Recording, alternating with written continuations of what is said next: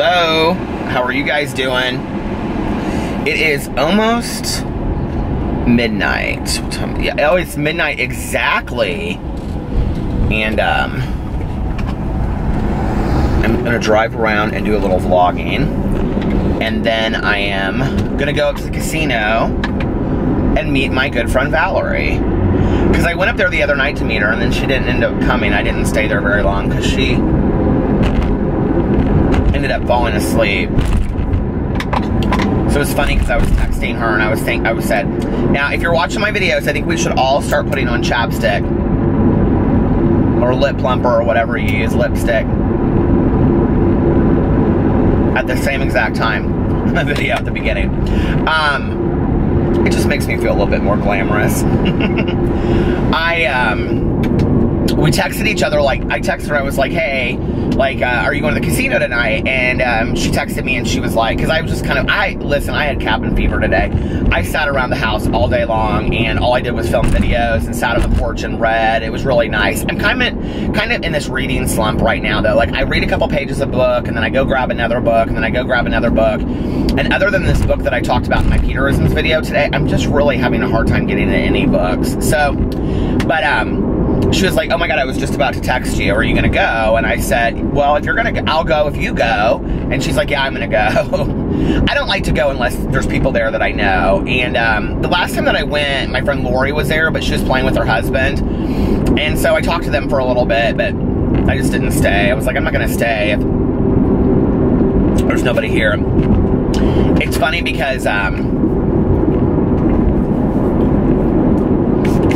you know, I think there's like this misconception that, oh my God, this stuff smells so good. I wish I could have this as, I looked to see if they have candles of this, but they don't. Or candle waxes or room spray or something, but they don't. I think like there's this misconception that like when you make YouTube videos that your friends, can we just for a second notice the fact that I tried to go for a late night swim, but they had this big chain link thing over it. Oh my God, I have to tell you guys something, first of all. I'm like all over the place. Okay. And it's not because I've had too much coffee, because literally this is my coffee that I got this afternoon and never drank. I just put some ice cubes in it. Which totally reminds me. Okay, when I was growing up, my aunt and uncle had those plastic tumblers. Do you guys know what I'm talking about? Like tennis and like golf tumblers that you get at like tennis, you know, like at country clubs. My aunt and uncle always had them, and my uncle and my aunt always drank Diet Coke out of those tumblers. I hope that's all they were drinking in them. They always drank Diet Coke out of those tumblers when they drove around, and they'd like show up at your house with like a tumbler of that. When I was a little kid, true story, our dads would actually take us trick-or-treating. There was like 3 dads that were all friends, and they would take us trick-or-treating, and they would carry mugs around. And when they went to like each other's friends' houses, like if they stopped by somebody's house, they knew you had to fill the mug with a beer. The times, they have changed, right? Can you imagine today? God, people would go crazy if that was the case. But anyway, let me go back in time. Oh, what I was going to tell you guys was when I was leaving the neighborhood tonight, there were cops everywhere, but it was really weird. It was like, not like flashing lights. Okay, so we live in a gated community within a neighborhood. So we live in this neighborhood that was like built in, I would say, the 70s. And, it's still like really big lawns and beautiful houses and lots of families. It's gorgeous. The yards are huge. It's beautiful in there. I mean, when you imagine like, I don't know, like Michigan or like, it's not what you imagine Indiana unless you live here, and then you know it's exactly what Indiana is. But it's an Indiana suburb, you know, and the gorgeous houses and little Cape Cods and stuff like that. So we live, our neighborhood of about 60 condos is within that neighborhood, and we're like a gated community that's like in the corner, right? And so we're in a very quiet neighborhood. I mean, like nothing ever happens. Well, I was leaving tonight, and I noticed that when I left, like not our little condo neighborhood, but the neighborhood, there was a police officer, and he was sitting like, I would say like 150 feet back from the edge of the street. And I thought, oh, he's trying to like get people as they like go through the stop sign that are going too fast. But then like I went down the other way and there was another police officer sitting at that entrance. There's like 4 entrances to the neighborhood. So I went by all of them and there's like a police officer sitting completely dark car at every entrance of our neighborhood. And I was like, what's going on? So I called Alex and I was like, okay, make sure that you, because he's laying in bed, of course, looking through Instagram. I was like, make sure you lock the doors. I don't know what's going on. He was like, what are you talking about? I was like, I don't know. I'm like, there's something going on. There's police officers all around. He goes, like, there's like a lights and stuff. And I said, no, it's like there's police officers sitting at every entrance. So just, you know, whatever, I don't know. Maybe there was a robbery in the neighborhood or something. I don't know. Always something in the summer, though. But, no, I don't remember what I was going to say.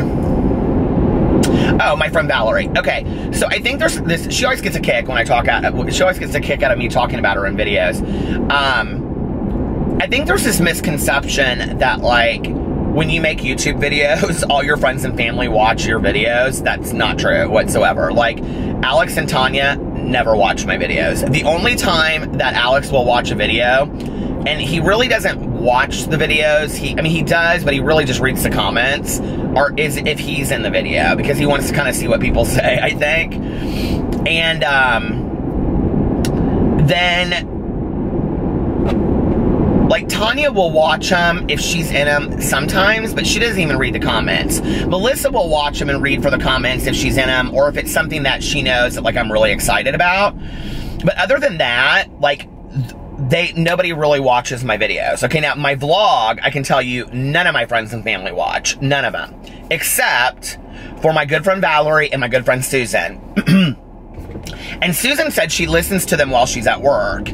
And she also listens to, and Susan's the one that, God, when was that? I almost like turned and said, Susan, when was that? So we went over to Susan's house, her and her husband's house, for dinner. I got it was almost probably a year ago. And she was the one that told me about the podcast, My Favorite Murder, like a year ago. And I started listening to it because of the Baumeister Mansion, the Fox Hollow Farms thing that we were doing. God, was that it? That was over a year ago. So that was, yeah, like a year and a half ago she told me about that. So, hey, Susan, how are you, sweetie? Miss you. We haven't seen her in probably a month. But other than that, like, the only person that really, like, literally watches every video that I put out is my friend Valerie. And I met her through watching my videos, and then she and I just became really good friends. Like, it's really random. Like, we just became good friends, and we have a lot in common, and she wears Gucci slides, which I think is hilarious, and I give her a hard time about. She won, let me just tell you, Valerie won 2 jackpots at the casino for $14,000. After the first one, I saw her, and she was so nice. She gave me some money the first night that she won, and she gave me some money. I mean, we sat there and played, and she was so sweet to me. And then she came out the next time, and I was like, okay, girl, you got some Gucci slides on, and these are not just the basic ones. These are some fancy ones. She's like, well, I wanted to treat myself to something, you know, because I won the money. And Valerie, you're not hurting for money anyway. But anyway, she's become a good friend of mine, and I just absolutely adore her. And we live very close to each other, and, you know, she's the real deal, you know, and she's been through some shit, and I have been surrounded by women my entire life who have been through some shit and yet endured it, and we're not victims, but rose above it. And I'm not saying that always at the time they just, like, you know, handled things, like, perfectly. My mom really struggled with when she went through the divorce and things like that. I'm talking about, you know, over time, these women in my life showed the strength that they had in saying, you know what, I'm not going to let this keep me down. And I've had a lot of men in my life that have taught me what it was like to be a man of character, how to treat women, how to be respectful, not just to women, but to anybody, you know, how to be polite, things like that. I've had a lot of men that have taught me how to be men. But I've also had a lot of women that have taught me how to be a man. And I feel very blessed about that. And I've also had a lot of women in my life that have taught me how to be a person of character. And Valerie's one of those people, you know. She isn't afraid to show her emotions. and she isn't afraid to set limits and boundaries with people, you know?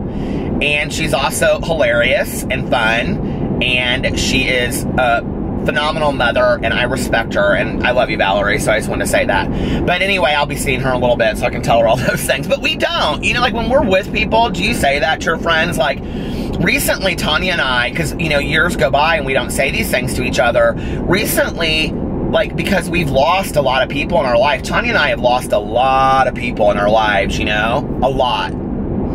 Either they've gone back out and started using again, and they've just chosen not to be. You would think it would be us. Like, I think that that's also, you know, people think, like, oh, when somebody goes back out using, the people in recovery don't want to. No, they ain't calling me, okay? They've chosen to be out with their using friends, and when I try to contact them, they don't respond, you know? It's sad. And, I was talking to my old sponsor not too long ago, and we were talking about a friend of mine that had gone back out, and I said, what do you, like, how do you deal with that? Like, how do you, I mean, this is a man that has 40 years of sobriety, right? And he is one of my dearest friends. And I said, you know, because we have the same friend group, so, I mean, the same people that I've lost going back out, he's lost as well. And if you can imagine, 23 years sober, 40 years sober, I mean, this man's lost a lot more people than I ever have. And I said, how do you deal with it? And he goes, it's not about me. And I said, what do you mean? And I said, I'm just so sad. And he goes, yeah, but it's not about you, Peter. He goes, it's not about you and it's not about me. That's stupid yellow light. I'm trying not to notice it, but, oh, I didn't want to say this, though. This is what I was going to say earlier. I went to the pool to go swim tonight to do a late night swim, and they have this huge chain link thing around it that's never there, and it said that they were cleaning it for algae. I don't know why, okay? I have no idea, but I hope I don't get some illness, because I was just swimming in it 2 nights ago, or 3 nights ago. And, so I better not, you know, start glowing or something. But,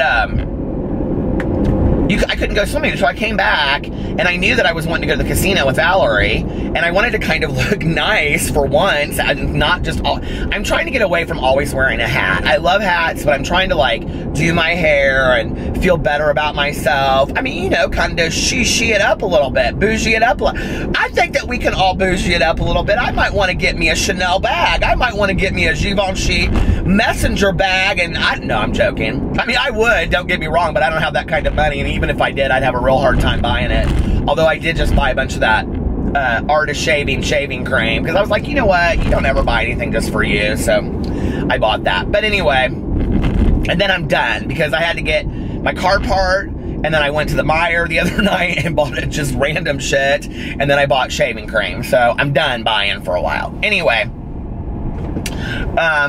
but don't you think we all want to shishi it up a little bit every once in a while? You know what I'm saying? Feel good about ourselves. So Alex was laying there in bed. He had gotten home. He went to this Blue Sushi. It's one of our favorite restaurants. It's very cool. It's right by our house in this Ironworks building. This Ironworks building is this new building. It kind of reminds you of something you might see in, like, Chicago or something. But it's on the north side of Indianapolis, and they've got some fantastic restaurants in there. There's one called Blue Sushi. If you ever come to Indianapolis, there's actually a hotel in the building called the Ironworks Hotel, and it's very cool. But Blue Sushi looks like, I don't know, kind of like a sushi lounge that you would see in, like, New York City or Vegas or something like that. And they have this roll there called the hippie roll, and it's a vegetarian roll. And so he brought that home for me. I'm saving it. I'm going to eat it when I go home later. I'm so excited. But anyway, he was laying there in bed, and I said, I think I'm going to take a shower and kind of do my hair and stuff like that. And it was so funny because I was talking about the American Crew products. I talked about it in my video today, and I said, you know, like in my video, I said, I'm not a big lover of American Crew products for men. I guess they could be unisex, but whatever. But anyway, I said, I don't love them because they're kind of mainstay, and I don't know, like, I've just never really been that impressed with them. The only one that I really like is the Fiber. Well, Alex, because he does a lot of PR and marketing for hair salons, he also does, you know, like, other kinds of PR and marketing, but he's done that in the past with other, you know, a couple different hair salons. So he brought home, like, all of this hair product, and he was like, he texted me, he was like, do you want this stuff? Because it's all trials. And I was like, yeah, sure. And so he brought, it was all American Spirit, like the cigarettes. Nope, not those. American, I can't remember what it is now. What was I just saying? American Crew. And so he brought home this Firm Hold, and I love it. that I've been using every night. And then he was saying that there was a product that he really, really likes. And then I tried another product tonight and I really liked it. And I was like, you know what? I haven't really tried these products out. I'm really impressed. They're about $10 cheaper than the products that I've been using, and I can get them at Meijer, at Walmart, you know, I mean, at Kroger. They're everywhere. They have that American Crew everywhere. So, and they smell really good.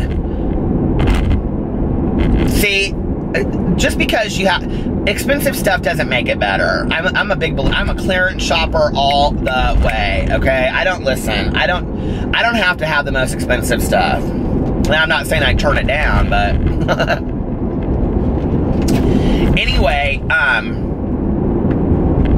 so I said, well, I'm going to take a shower and I'm going to do my hair because I want to look kind of nice tonight if I go to the casino. He goes, to meet up with your friend Valerie. I go, yeah. He goes, okay. So I was showing him pictures of Valerie's grandchild. So anyway, and we were just laying there and he was showing me pictures. We were actually, you want to know the truth, we were looking at fashion pictures because Alex is so invested and involved in all the fashion stuff, and I love it too, right? And I said, you know, because we were following this one guy, we both follow this one guy that he's kind of like a fashion blogger on Instagram. His name's like Justin Livingston. And I said, if I could fit in a pair of jeans that I actually needed to have a belt that wasn't a drawstring, I said I might actually invest in a Gucci belt. Oh my God. Those were the Christmases back in the day. Like, you know, like Alex for Christmas one year, I got him a Louis Vuitton belt, and one year I got him a Gucci belt. And the thing about that is that people think that stuff's ridiculous, but like, and I got him like a very nice Burberry polo shirt one year. But you know, like, he's kept that stuff through the years. I mean, that belt is probably, those belts are probably 8 years old. And he is like, he keeps them in the box that they came in, and he only wears them for special occasions and stuff. It's not like he wears them out every weekend. And, you know, it's interesting. I had a friend of mine that years ago, okay, if you are younger and you want to keep up with style and fashion and you want to look, you know, bougie and all that kind of stuff, whatever. I had a friend of mine years ago that she's a very good friend of mine, and she did a semester. How old is she now? She's Alex's age, so she's a year younger than Alex, so 32, going to be 33. So she did a semester in Italy, right? And she met all of these people from all over, you know, wherever. I can't remember. I think she was in Rome. And she said, I'll never forget, like, we were talking one night while she was over there, and she said, Peter, the people here dress so fantastically. Like, everybody on the street, it's like the most incredible designer jeans you've ever seen, the most incredible black leather jacket, the most incredible this, the most beautiful purses, you know, whatever, the greatest shoes you've ever seen. And I said, I just don't understand how these people, and she's like, and they're all students and stuff. And I said, you know, I just don't understand how they afford it. And she goes, well, let me tell you. She goes, because I've gone to some of these people's houses and I've become friends with them and whatever. And she goes, and you go into their houses and they have very small closets, okay? And she said they might have one, at most, 2 pairs of expensive jeans, but they take very good care of them. They might have 2 very nice t-shirts, 1 really nice leather jacket, 1 really nice blazer, 1 really nice pair of black leather shoes. She said they don't have quantity like we do in America. They have quality, but they only have 1 item of that, you know? And she said, so they wear the same, so they'll mix and match it, you know, like a pair of black jeans with a, you know, a denim jacket and, like, you know, whatever. Or like, she said they mix and match stuff, but their outfits never look the same because they're very smart. You know, and I think that's the thing is in America, a lot of us, I think, are very consumed with more and spending a lot of money instead of being smart about it. Like, if you think about that. And she was like, so, you know, whereas we might buy 10 pairs of, you know, Levi's or Old Navy jeans, they'll buy 1 pair of $200 jeans, but they'll, you know, make sure that they really last and they're really good pair of jeans. What is going on here? Cleaning the roads or something? Anyway, and, you know, that's smart. Like, you know, it makes a lot of sense. Instead of us buying, you know, 5 jackets, investing in 1 nice, expensive, and I'm not talking like a Gucci, you know, 10 grand leather jacket. I'm talking, you know, a couple $100 or something like that. But it's smart, right? Like, that is really smart. I never thought of that. And at the time I said, I'm getting rid of everything and I'm going to do that. And guess what? I didn't do that at all. But anyway, so I told Alex, I said, you know, since I can't go for my nightly swim, I'm gonna go take a shower and try to look pretty for Valerie. He goes, oh, you're gonna go look good for your friend while you go to the casino? I go, it's my social life. Tonight, it's my social life. But we are Saturday, the girl that Alex works with on, he does like all of her social media marketing, but they're also like, years before that, they've been best friends, because, well, they just, like, their families know each other. So anyway, she has the most fantastic house, the most fantastic pool and yard, and she's got one of those pool deals with the built-in, you know, barbecue things and all that kind of stuff. And so she was like, oh, Saturday, bring the dogs over and it'll just be us and we can watch a movie in the pool. I was like, yes, this is the kind of shit I live for. We can cook out and we can watch movies from the pool and float around all day long. So that's what we're going to do on Saturday. So I'll probably film some of that, actually. And then, because her house is so cool. It is like such a cool pool. It is such a cool house. I love any house with a pool, okay? If you got a pool, invite me over. I love a pool. And then Friday or Sunday, or maybe tomorrow night, depends, we might go out to dinner with Jason and Melissa, because we haven't seen him in a while. And we need to talk about Ultra Music Festival and where we want to stay. But also, because we need to go to Cheesecake Factory. Because our friend that we went and saw the other night, for her baby, for our birthdays, she gave us a gift certificate to Cheesecake Factory. And we also got a gift certificate from our travel agent, because she knew that we were a little put out, which I thought this was class act. She knew that we were a little put out by some of the things that happened at that resort. And so she sent us a gift certificate to like our favorite restaurant in Indianapolis, which is called Livery. It's downtown and it's like tapas and they have like empanadas. It's fantastic. It is so cool. But anyway, and it's in a whole old horse stable, so it's called Livery. But she sent us a gift certificate to that, which was so nice. So I guess I forgive her and we'll use her again. Anyway, it is beautiful out tonight. It is 69 degrees, which is a little cool for an Indiana summer, but I'm cool with that. But I'm also kind of like out in the country right now. And I'm getting ready to drive into Zionsville. I know some of you guys live in Zionsville, so I'm about to drive into downtown Zionsville right now. There's so many people that watch me from Indianapolis now. I cannot believe I don't ever run into anybody from Indianapolis. It just kind of like, it like amazes me. But anyway, I had a great day today. I just was at home all day. That was the thing. I was just kind of, yesterday I was stuck at home all day because I didn't have a car. Today I was stuck all day at home today out of laziness. Well, that's not true. I went into my office and I got my writing stuff and I brought it home. But I'll tell you what, I just did not feel like being at my office today at all. And I sat down there and I kind of just started putting stuff together, and then I was like, I don't want to be here anymore. I was going to write from there, and I thought, I'm just going to take this stuff home. And then I brought it home and I didn't even write. Like, I kind of like organized some stuff. I'm trying to like figure out the order that I want these stories to go in. Somebody messaged me tonight. I don't know if she wants me to say her name, but she said, I would love for you to do, like, to go around and do motivational speaking. Well, I've done that in the past, right?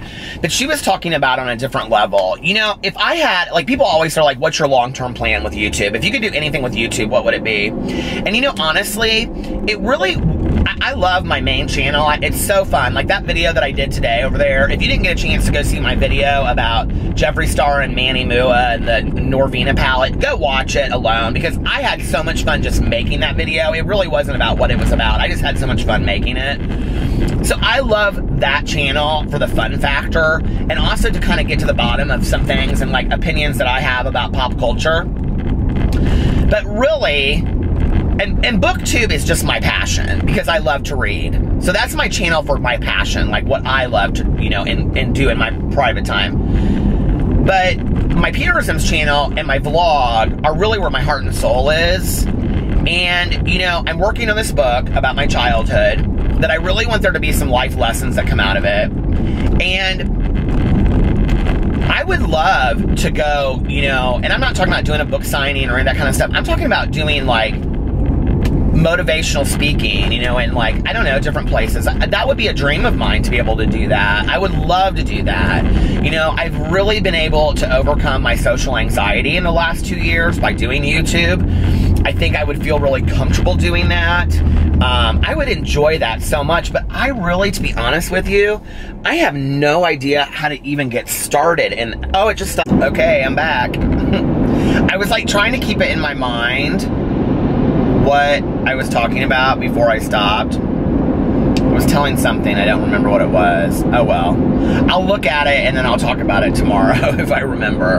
But I pulled into the gas station, it's been like a half an hour, and I was like answering all these questions because I did that new like Instagram thing where you can like say like ask me questions. Well, I didn't think I'd get any questions, and I got like 100 questions within like a half an hour, which I couldn't believe. And so I was just like going through there and like randomly answering questions. So if you want to ask me a question, go over there and I will answer your question. I'll probably do it every couple days on there. It was fun. I was like, oh my god, I love this. So anyway,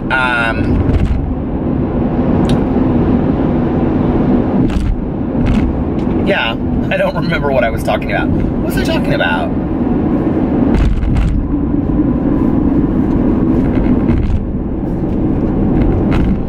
I was talking about getting ready, leaving.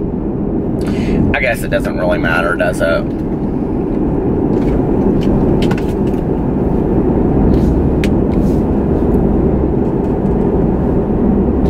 I had said earlier that I was kind of going through a reading slump. I don't know what it is. It's like, I'll take a book outside and I'll get so excited about reading it, and then, like, I just don't read it. And, like, I'll read, like, 3 pages, and then I'm like, I want to read something else. It's now been like an hour since I put this stuff on, so I'm gonna put some more on. But then I'll like read a little bit of it, and then I'll be like, oh, I don't want to read this, and I'll go get something else. And then I just can't get, other than my audiobooks that I'm listening to, I just can't get into a book right now. I'm just like really, really struggling with it. I don't know why. I usually love reading in the summer. And then I found out that when we're going to be in Connecticut is when Booktubeathon is. It starts like that weekend, and I'm like going to miss like the first 3 days of it. I mean, I can do it there, but it's going to be hard to like do the sprints and stuff. Maybe not, because I'll just be at like the hotel the whole time. We're like staying at a bed and breakfast or something. I don't know.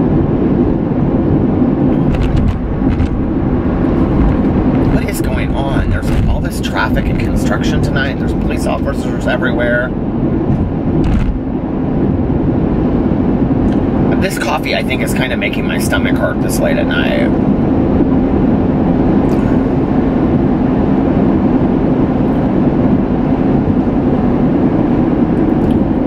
I'm not sure why, though. Coffee rarely ever makes my stomach hurt. Drinking too much water will make my stomach hurt, but typically coffee doesn't make my stomach hurt. I was like right in the middle of telling a story too. I'm kind of really pissed about it that I don't remember what I was telling. Gosh, what was I telling? Because it literally like cut me off right in the middle of it.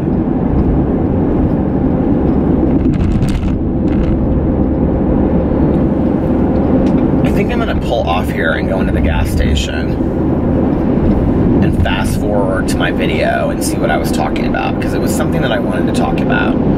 Because I can like fast forward it, you know, and then like, do you guys know what I mean?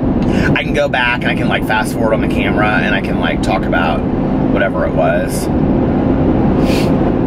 Or I can see at the very end, I can just like fast forward it 4 times. So I'm gonna do that. I'm gonna get off here. All right, I'll be back in just a couple minutes. Okay, I'm back. I like legit screwed this roundabout up, so I don't ever take this exit. Okay, getting back on the interstate. I was talking about doing like motivational. speaking. You know, I have to say that, like, motivational speakers that, like, I have listened to their tapes or that inspire me are usually people in recovery. Or they're like Melody Beatty, who wrote Codependent No More, or like Sark. And they're very humble people that really talk about lessons that they really share from their hearts. They really share from their life experience. And that's really what I want to do.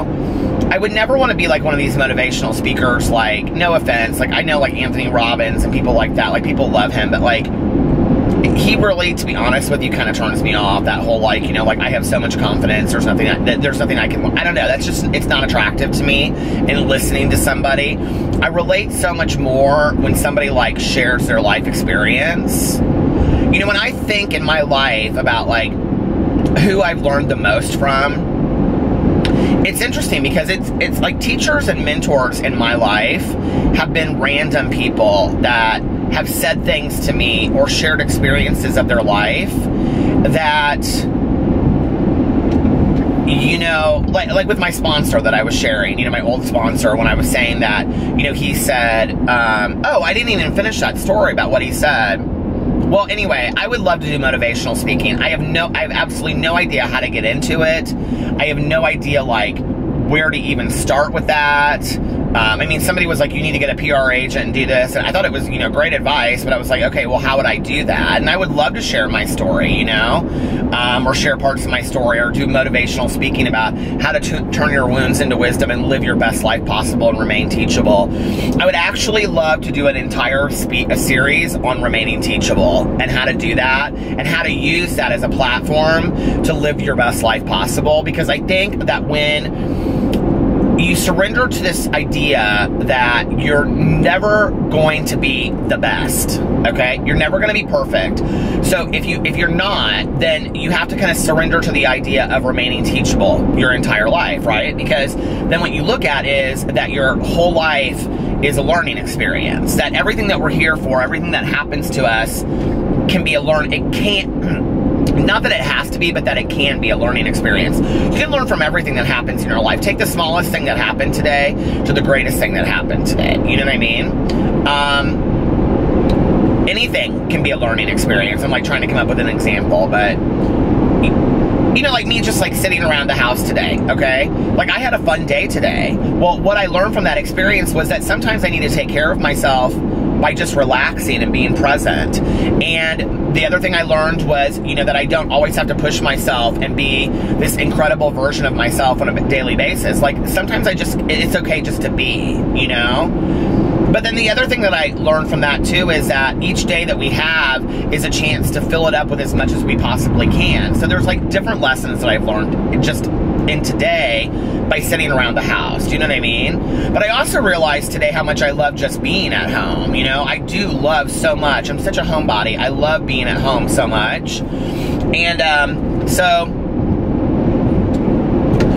you know, like one of the things I'm trying to get done here this summer, I'm trying to find a landscaper right now that's not like super expensive, but we're trying to have like boxwoods, you know, bushes put down our walkway and in back behind our house because we want to have it kind of like some privacy there.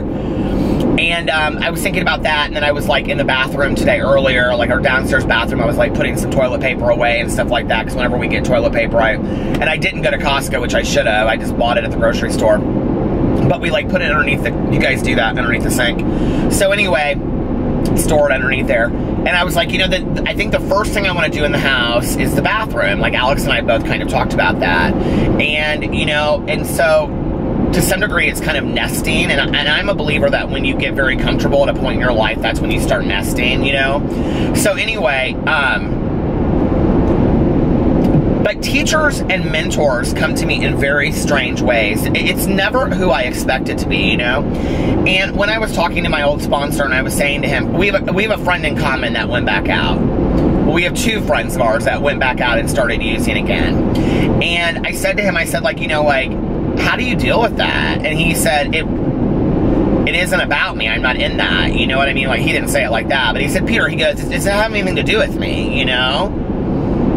And I said, well, he goes, but I will tell you that it keeps me from going back out. And I said, what does? And he goes, well, I learn from it. And his, you know, and what he said to me was surprising. I really thought he would say something along the lines of, it makes me, and this is somebody, and you know, I have been very, very blessed in my life to have people that are no bullshit, very direct, and tell me how it is, okay? They don't mince words. They don't say things to me with a bunch of pretties. And, you know, like, I was thinking about this the other day with kind of like my commentary on Shane Dawson and Tanika. And I was like, maybe I was a little too harsh on it. But I also think it's the language that I speak. People in my life don't bullshit, you know? Tanya doesn't bullshit. Alex doesn't bullshit. You know, my dad doesn't bullshit. Melissa and Jason don't bullshit. My friends don't bullshit me. Like, we're not cruel, but we state the facts. And when I said to him, how does this keep you from going back out there? And he goes, because what I've realized by them going back out there, number one, is that nothing's changed, okay? It's still ugly out there. They've literally given up their lives. One of my friends was sleeping on her drug dealer's couch, okay? Gave up relationships with her children. It's so sad to me. You know, it breaks my heart. I love her so much. I pray for her every night for her safety, you know?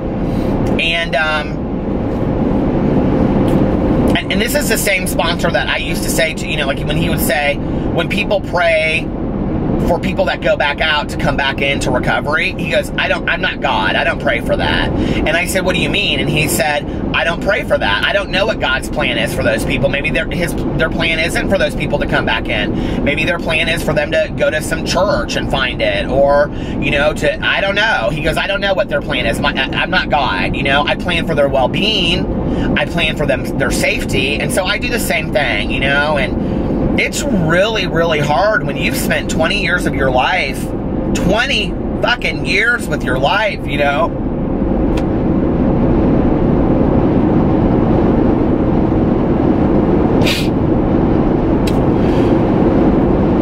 Years with a close friend. You spend all summer together, all winter, go on vacations with, you talk recovery, you talk about everything, husbands, boyfriends, kids, you're part of their life, they're part of yours. And then like that, they go back out, and it doesn't happen right away. They smoke weed, they try smoking weed, and then they're drinking, and then they're eating pills, and then before you know it, they've given up everything in their life in the matter of 6 months, and they're sleeping on their drug dealer's couch.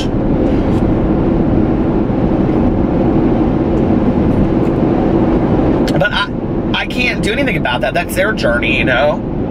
And I was this upset about it, saying this to my old sponsor.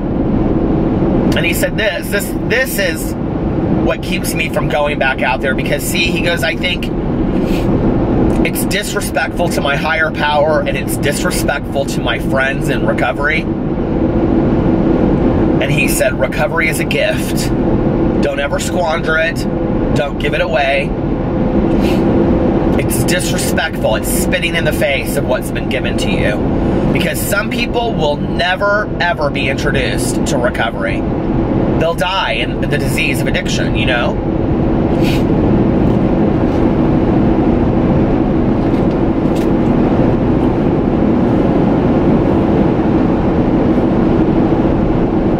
The saddest thing for me and the hardest thing for me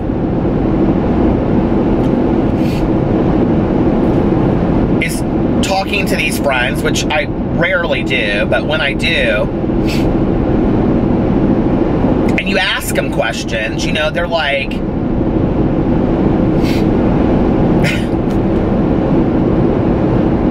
it's so, okay, the disease of denial is almost stronger than the disease of addiction, because the way they talk is exactly how they talked before they got sober. And one of my friends was sober longer than I was when she went back out. The other one I saw come in and get sober. They talk like people that are out there using talk after having double-digit sobriety.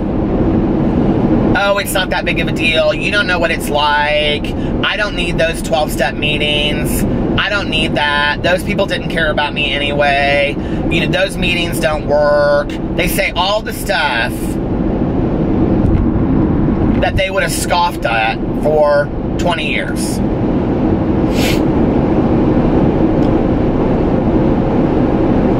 You know, and then Tanya and I sit on our patio and we look at each other and where is everybody, you know, that we spent 20 years of our lives with? And it's just she and I, you know, and that's why I got a new sponsor, and she's getting, you know, Tanya works with a lot of women in the program, and because we got to build a bigger support network. It's just us, you know. I was so happy at the beginning of this blog. What happened? I mean, I'm not sad, I guess. It's just, it's like reality smacking you in the face. It's so hard.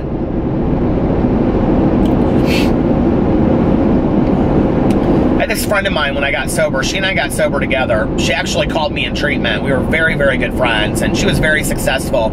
She was like a functioning alcoholic, if you know what I mean by that. I don't really like that word, but she was super successful anyway. But she and I would drink on weekends together. She would come to my house, and we would just sit around and drink, and she'd stay the whole weekend. And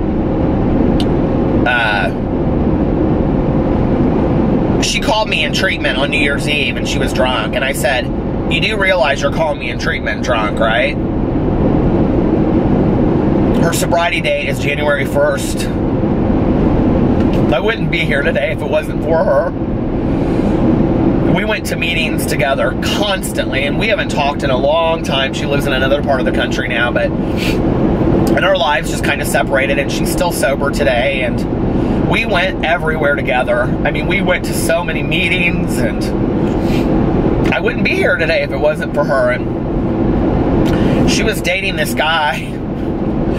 At about 8 months, she met this guy that was in my aftercare group, and they started dating.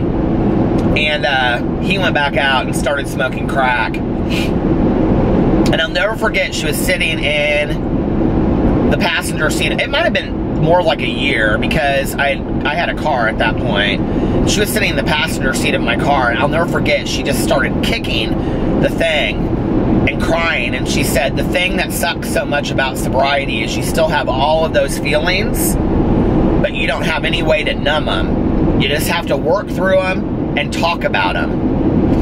And it's true, you know. It's like, it's not like you get sober and magically you win the lottery and all of your problems go away.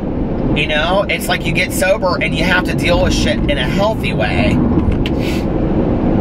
And it kind of sucks, you know, at first. It's like, it's not easy. There's this girl, Katie, that always tweets me on Twitter every sobriety birthday, and she just tweeted me, I think she said, oh, I can't remember, 10 months maybe. So I want to congratulate you, Katie, if you're watching this vlog. That's fantastic. And I love when people do that, when they tweet me their sobriety birthdays. And, you know, honestly, we're not supposed to do that. I don't know that people know that. It was funny because Kat Von D put out something on her Instagram about her sobriety, and I was like, you know, like, it's kind of a 12-step thing that you don't do that. Like, you remain humble, and I do it. I talk about my sobriety birthday because I want to help other people, and that's what I thought when I saw Kat Von D did that. I thought, I hope to God she's helping a bunch of people, and I read underneath the thread, and it was like, all these people were like, you inspire me, blah, blah, blah, whatever. And I think it's important for us to get our stories out there, you know? The problem is we're just not supposed to talk about it in regards to a specific 12-step program, because then you're seen as like a representative, and we're not representatives of any program, you know? So you can talk about your own sobriety, just not in relation to a certain program. And, but I cannot tell you how many people tweet me, send me messages, share their stories of recovery with me or their struggles with addiction. And I wish I could get back to every single person that responds to me. And I just can't, you know, like, I try so hard to respond to as much stuff as I can. But I just want you to know you're not alone, you know? And,